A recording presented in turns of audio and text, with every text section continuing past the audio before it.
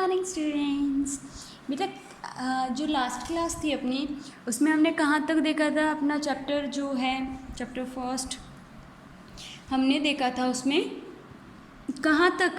Short form और expanded form, expanded form और short form. एक बार फिर से देखते हैं हमने इस चैप्टर में क्या क्या पढ़ा है, रिवाइज कर लेते हैं एक बार। हम लोगों ने इस चैप्टर में स्टार्ट किया है 5 डिजिट नंबर से। 5 डिजिट नंबर, 5 डिजिट नंबर में हमने ये देखा था कहाँ तक आते हैं? 1s, 10s, 100, 1000, आगे 10,000। ठीक है, 5 डिजिट नंबर में कहाँ तक आते हैं? 10,000। ठीक है, फिर हमने देखा था 6,000, नहीं 6 डिजिट नंबर। 6 डिजिट नंबर में हमने कहाँ तक देखा? लाख तक। ठीक है, 1s, 10s, 100, 1000, 10,000, लाख, ये था 6 डिजिट नंबर। फिर हमने देखा 7 डिजिट नंबर। 7 डिजिट नंबर में 1s, 10s, 100, 1000, 10,000, लाख, 10 लाख, 10 लाख तक हमने देखा। प्लस हमने ये भी देखा कि नंबर नेम कैसे लिखा जाता है, और नंबर नेम से ये जो डिजिट्स हैं या न्यूमेरल्स हैं ये कैसे लिखे जाते हैं, यहाँ तक हमने देखा। ठीक है, फिर आता है place value chart. Place value chart में हमने क्या देखा कि एक टेबल बनाते हैं अगर हम, या फिर जो डिजिट है उसको अगर हम उसकी प्लेस बताना चाहें तो उसमें कैसे बताएंगे उसकी प्लेस? 1s, 10s और 100 इनको 1s पीरियड में रखा, फिर 1000 और 10,000 को 1000s पीरियड में रखा, और 1 लाख और 10 लाख को लैक्स पीरियड में रखा हमने। ठीक है, फिर हमने ये कहा कि 1s, 10s और 100 के बाद में कोमा आता है, 1000 और 10,000 के बाद कोमा आता है। ठीक है, लाख और 10 लाख के बाद कोमा आता है। ठीक है, अगर इनके आगे कोई डिजिट नहीं है तो नहीं आएगा, वरना आएगा। ठीक है, ये हमने देखा। फिर ये देखो यहाँ 1s पीरियड में कौन कौन से आएंगे? 1s, 10s, 100s। 1000s period में 1000 और 10,000। लैक्स पीरियड में 1 लाख और 10 लाख। ठीक है, फिर हमने प्लेस वैल्यू चार्ट देख लिया, फिर हमने देखी प्लेस वैल्यू। ठीक है, प्लेस वैल्यू में क्या देखा? किसी डिजिट में अगर हमें जो न्यूमेरल है या जो डिजिट है उसमें हमें एक नंबर की प्लेस वैल्यू पूछी जाती है, ये इस नंबर में कहाँ प्लेस करता है, कहाँ इस नंबर में ये है। ठीक है, तो क्या बताएंगे हम? अगर वो 1s पर है तो बताएंगे इट्स 1s पर है, 10s पर है तो 7 इंटू 10, 100 पर 7 इंटू 100, 1000 पर 7 इंटू 1000, 10,000 7 इंटू 10,000, लाख पर है तो 7 इंटू 10 लाख, और अगर 10 लाख पर है तो 7 इंटू 10 लाख। ठीक है, अगर 7 डिजिट हो तो। अब प्लेस वैल्यू हमने देखी, फिर फेस वैल्यू। फेस वैल्यू क्या होती है बेटा? ये ज़रूरी नहीं है कि प्लेस वैल्यू कौन सी जगह, जो डिजिट हमें फेस वैल्यू का पूछा हुआ है वो प्लेस वैल्यू, उसकी प्लेस वैल्यू क्या है ये मैटर नहीं करता है। कैसे? जैसे आपको ज़ीरो की प्लेस वैल्यू पूछी है। ठीक है, जैसे आपको किसी भी डिजिट में यहाँ जैसे आपको ज़ीरो की प्लेस वैल्यू पूछी है, क्या लिखेंगे? 0 इंटू 100, 1 2 आगे 2 है ना, तो 100 तो 0 हो जाएगा। ठीक है, अगर हमें इसकी फेस वैल्यू पूछे, फेस वैल्यू जैसे हमें यहाँ 0 की पूछी, तो ये मैटर नहीं करता है कि वो कौन से प्लेस पर है, वो 100th प्लेस पर है, वो 1000th प्लेस पर है, या 1s पर है या 10s पर है, ये मैटर नहीं करता है। मैटर ये करता है कि वो डिजिट कौन सी है। The digit will be written same. ठीक है, जो डिजिट होगी वो सेम लिखी जाएगी। प्लेस वैल्यू देखी हमने, फेस वैल्यू देखी, फिर हमने देखा एक्सपेंडेड फॉर्म और शॉर्ट फॉर्म। एक्सपेंडेड फॉर्म, जो डिजिट दी हुई है हमें उस डिजिट को बढ़ा करके लिखना।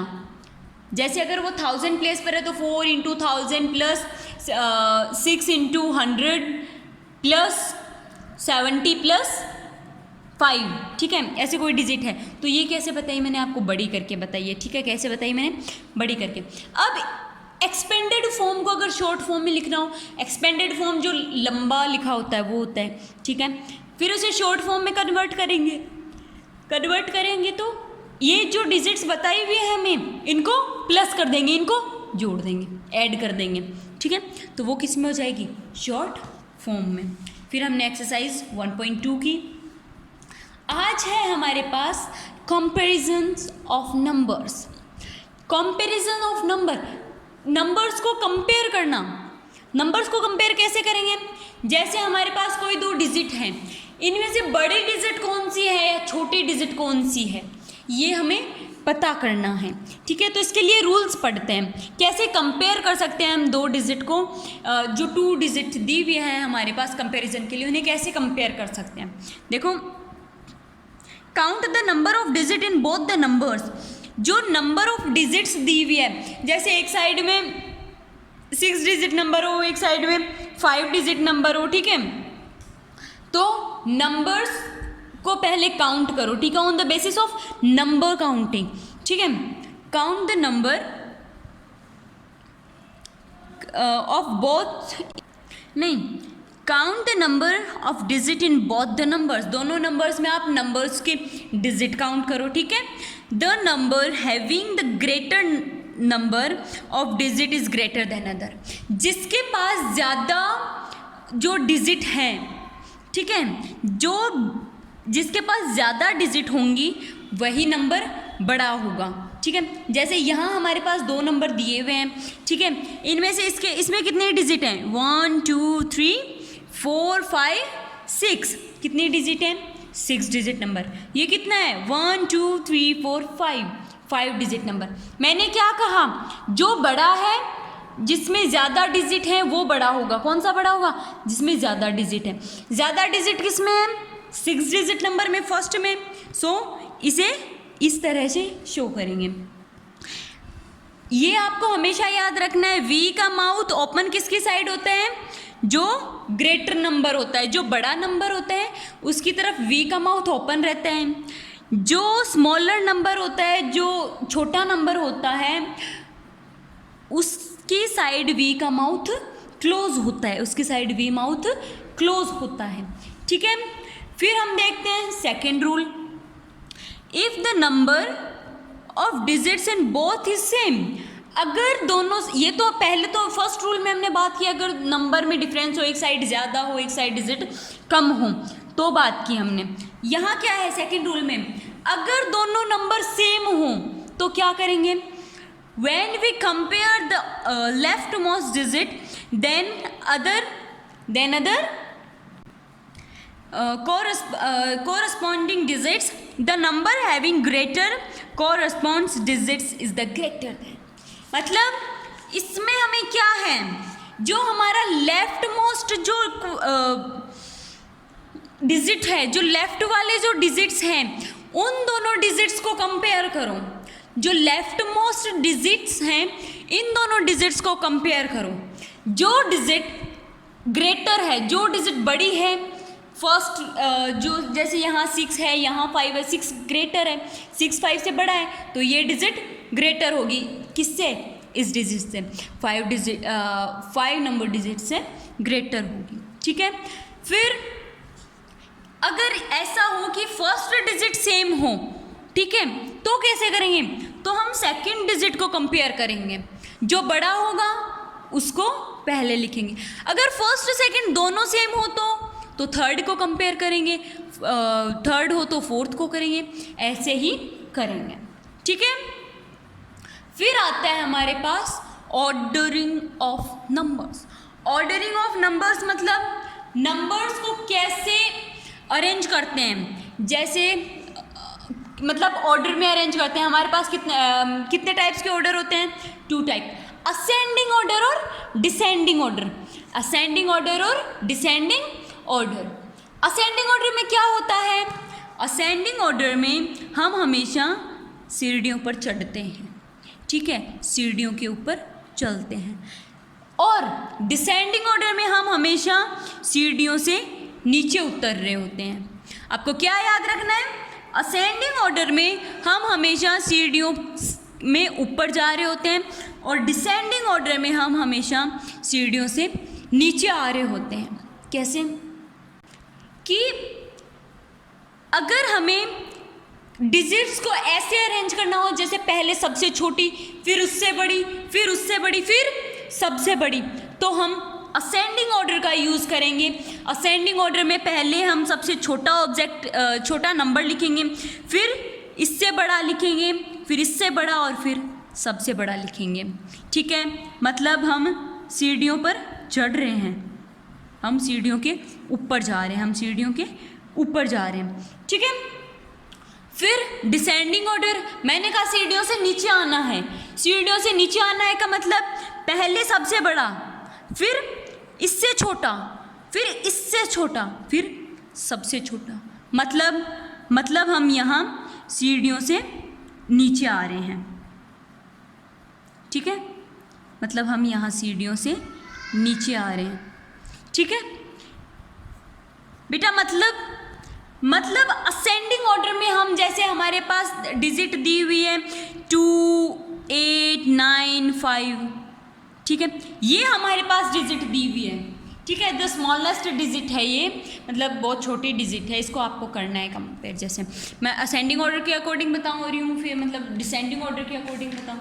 अगर मेरे पास ये डिजिट है, क्या लिखी मैंने, 2, 8, 9, 5, ठीक है, ये डिजिट है, इसको मेरे को अरेंज करना है असेंडिंग ऑर्डर में, इसको मेरे को असेंडिंग ऑर्डर में अरेंज करना है। कैसे करूँगी, सबसे पहले मैं सबसे इनमें छोटी डिजिट है उस डिजिट को लिखूँगी। कौन सी डिजिट है सबसे छोटी, 2, ठीक है, फिर इससे बड़ी डिजिट कौन सी है इस नंबर, ये जो नंबर्स दिए हुए इनमें 2 से बड़ी फिर क्या है 5, फिर इससे भी बड़ी क्या है 8 और फिर सबसे बड़ी 9।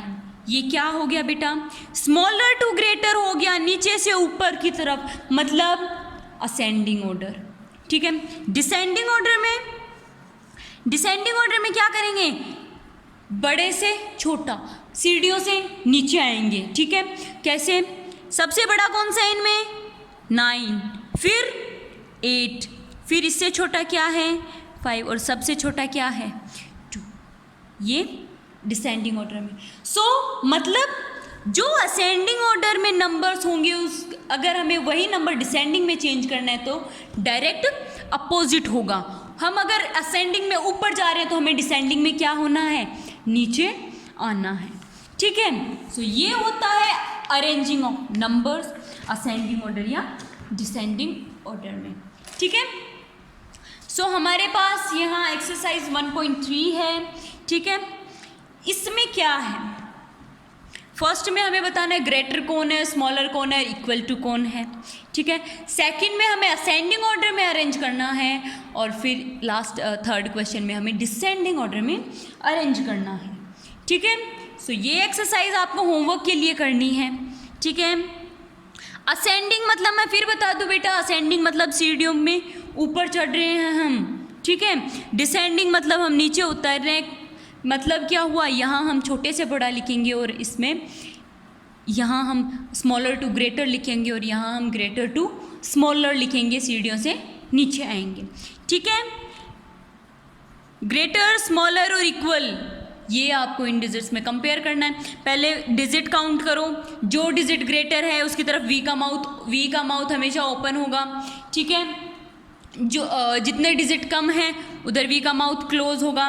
फिर अगर नंबर सेम होते हैं तो हमें लेफ्ट मोस्ट से काउंट करना स्टार्ट करना है। अगर लेफ्ट में से अगर जैसे 6 और 5 है तो 6 ग्रेटर है तो 6 की तरफ वी का माउथ ओपन होगा। ठीक है, और अगर दोनों डिजिट सेम है, कुछ भी डिफरेंस नहीं है उनमें, तो इक्वल टू का साइन आएगा। ठीक है, ये एक्सरसाइज मैं आपको कल सॉल्व करवाऊंगी, लेकिन ये आपको होमवर्क में सॉल्व करनी है आज। ठीक है, जैसे मैंने आपको बताए हैं सारे उसी टाइप से हैं, ग्रेटर, स्मॉलर, इक्वल, जो आप अभी अपनी फर्स्ट क्लास से पढ़ते आ रहे हो, ग्रेटर, स्मॉलर, इक्वल। ठीक है, उसी तरीके से हैं। फिर असेंडिंग ऑर्डर, असेंडिंग मतलब down to up, descending up to down. ठीक है, दोनों एक दूसरे के अपोजिट्स हैं। ठीक है, अगर प्रॉब्लम होती है तो पूछ लेना और कल ये एक्सरसाइज मैं सॉल्व करवा दूँगी आपको। ठीक है, ओके बाय।